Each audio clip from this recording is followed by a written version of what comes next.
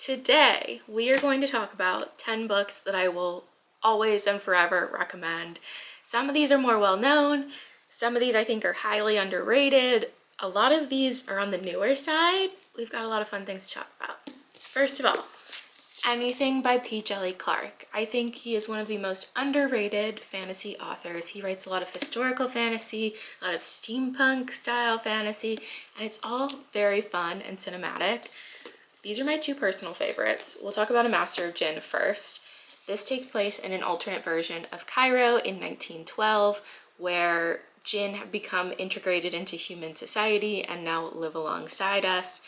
We follow a woman named Fatma who works for like the local government agency that deals with supernatural entities.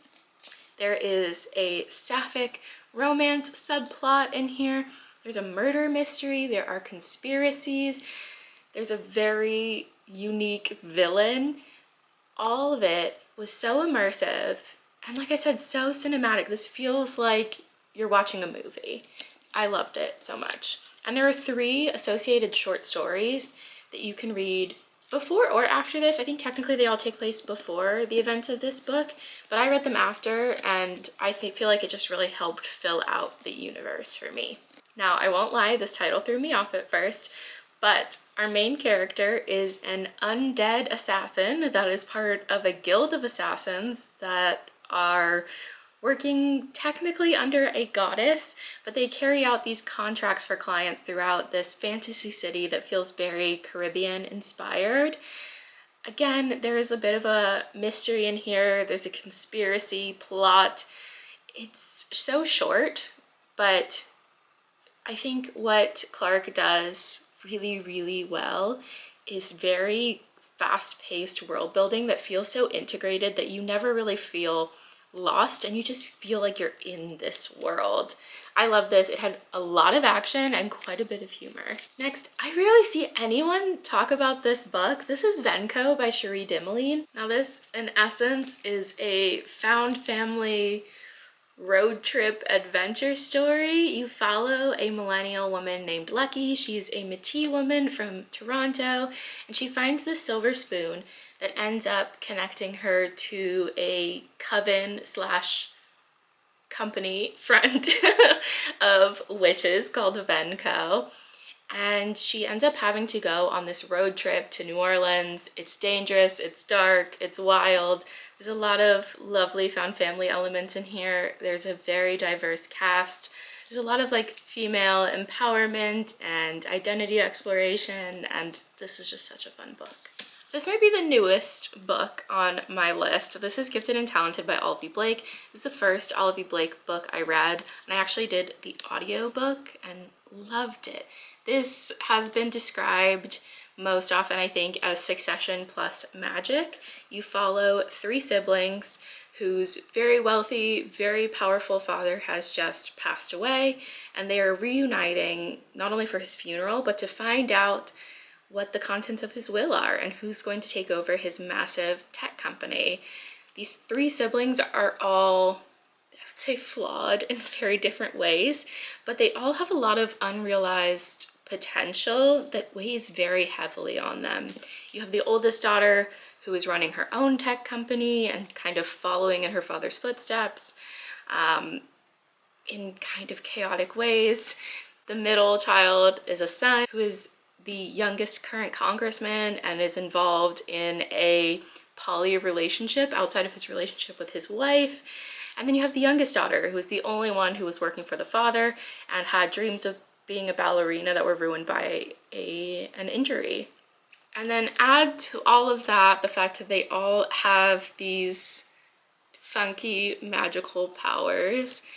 This has so much humor, and I think it's just, there are some fantastic character studies in here. I really enjoyed it. Next, we have Hamajang Luck, which just came out, I think, in January of this year. I ate this up. I read it in one sitting. This is, I would say, Ocean's 8 in space, but also a love letter to Hawaiian culture. This has an incredible diverse, very queer cast going on. It's kind of a one last heist story, but they live on a space station. It's just so fun. It was just so fun. I have never read anything like this. And if you're looking for books by Pacific Islander authors, particularly this month, this is a great one. Next, the only romance book I've ever given 5 stars. I would not call myself a romance girly. I enjoy a romance from time to time. This hit different. Honey and Spice is set at a university. You're following a woman who has this like love and dating relationship radio show at her university, and she's also heavily involved in like the Black student group on campus. She meets a guy who is very much has a reputation for being a player, and things roll from there. This had the most, I think, built out side characters I've ever read in a romance. Everyone felt so real. Their relationships felt so legit. I don't even know what else to say. Like, both protagonists have their own lives and their own relationships and their own things going on, and I think that makes it even more special when they come together. I also just loved the setting, and it felt like, I don't know, I just felt very immersed in this world. And it's also just really funny. Really, I would recommend anything by River Solomon, but I particularly loved Sorrowland. This is about a young woman named Vern. She is 7 months pregnant when she escapes the religious cult she was raised in and plans to give birth to her twins in the woods and just be free. But what follows is a sort of metamorphosis and a very gothic kind of blend of genre story. It really elevates themes like female rage and rebellion, queer love, but also touches on the very, I think,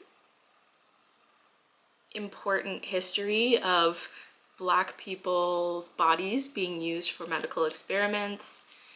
For a relatively short book, this packs so much commentary in, and it's a great read. If you follow me on TikTok, you have seen me rave about The Buffalo Hunter Hunter.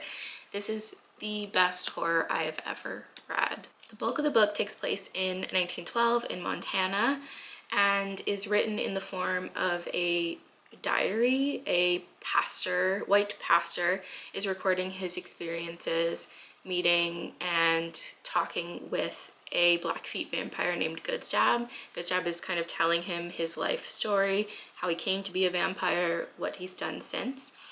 So that is the bulk of the book. It's I would call it largely a revenge story. There's a lot of detail about what white settlers were doing in the American West around this time, the kind of destruction and havoc they were wreaking. And then you also get a modern storyline when this diary is found in 2012 by the pastor's descendant. There's a great frame narrative here. Everything comes around and is resolved so thoroughly and completely. This is also just incredibly unsettling on many levels. Like, obviously you have the horror aspect of having a vampire in this story, but also just the horror of what the American West was like and what it did to the native tribes at the time. This is just, it was so powerful, so well done. Absolutely loved it. It is dense, it is long, but it's worth taking the time to savor. Next I have Friday Black, which is a collection of short stories by Nana Kwame Adjei-Brenyah, who I think is best known for Chain Gang All-Stars, which is his full-length novel. I have not read that yet, but this I thoroughly enjoyed. I think it's so hard for short stories to be done well, and it's rare that I find a collection of short stories where I genuinely enjoy every single one. These stories are so sharp, so cutting. They largely revolve around the Black experience in America, and they do not hold back. Some of them are absurd, some of them are brutal, but they are all just so smart, and they manage to pack in such an emotional impact into not very long stories. If you have struggled to find short stories that you've enjoyed in the past, I highly, highly recommend this. And finally, Mexican Gothic by Silvia Moreno Garcia.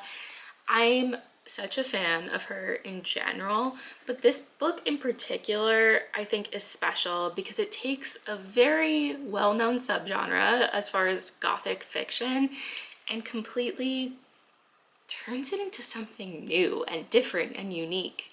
This takes place in the 1950s in Mexico, and you follow a young socialite named Noemi who receives a very panicked letter from her cousin who has just been married to a white man that lives at this very isolated mansion. So of course she runs to her cousin's aid, and what follows is just absolutely compelling Gothic suspense. The twists and turns in this are so smart, so interesting. I think there are so many kinds of people who would enjoy this. Like if you were a big Rebecca by Daphne du Maurier fan, you would probably enjoy this. If you've liked Silvia Moreno Garcia's other work, you would probably enjoy this. If you just love Gothic fiction or suspense in general, you would love this. Minor spoiler, so feel free to mute me or skip over this, but also if you love fungal horror, this is a book for you. That is my 10 books that I will always recommend. I could probably add another, I don't know, 30 to this list, but I feel like these touch on a lot and have some underrated BIPOC authors included. If there are any authors here that you have not read, add them to your TBR, and I hope you love them. Thanks for tuning in. Happy reading, and I'll see you around.